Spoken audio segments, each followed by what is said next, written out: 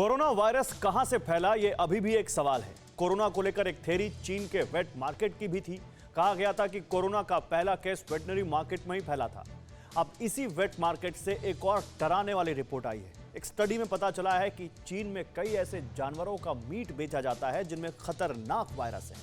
अब तक 18 वायरस की पहचान हो चुकी है और ये सभी वायरस इंसान और जानवरों में महामारी फैला सकते हैं। पूरी रिपोर्ट देखिए और इस खतरे को समझिए।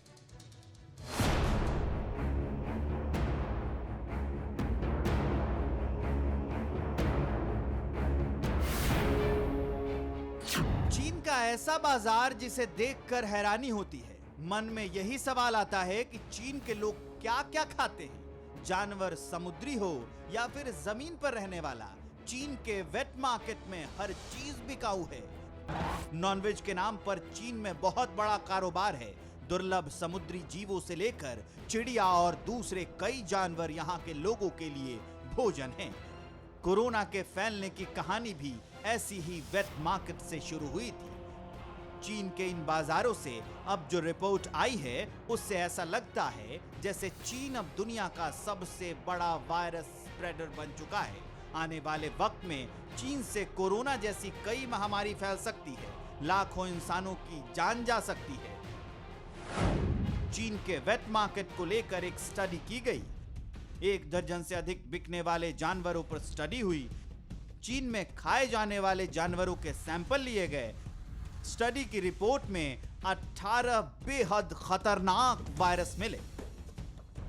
वेट मार्केट से लिए गए सैंपल से पता चला कि चीन के लोग ऐसे कई जानवरों को खा रहे हैं जिनमें बेहद खतरनाक और संक्रामक वायरस होते हैं। अकेले सिर्फ एक ही वेट मार्केट में 18 वायरस की पहचान की गई।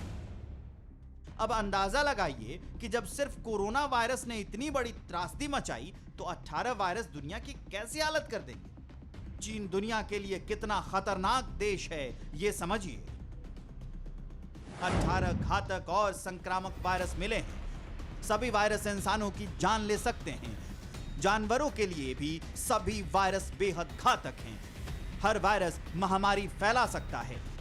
स्टडी से पता चलता है कि चीन का वेट मार्केट खतरनाक वायरस का गढ़ बन चुका है, जहां से कभी भी नई महामारी का विस्फोट हो सकता है। चीन में हालांकि जानवरों को सेल करने, उनकी जांच वगैरह के तमाम नियम कायदे जरूर हैं, लेकिन वेट मार्केट में ऐसे कई जानवर भी बेचे जाते हैं जो अब चीन में काफी प्रचलित हो चुके हैं। चीन ने फिलहाल इस स्टडी रिपोर्ट को लेकर कोई एक्शन नहीं लिया है, जबकि कोरोना का डेल्टा वेरिएंट चीन की मुसीबतें फिर से बढ़ा रहा है।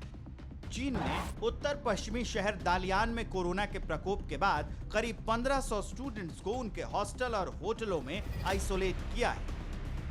चीन के नेशनल हेल्थ मिशन के मुताबिक पिछले 24 घंटे में देश में 32 नए केस सामने आए हैं, जिनमें से 25 केस अकेले दालियान में मिले।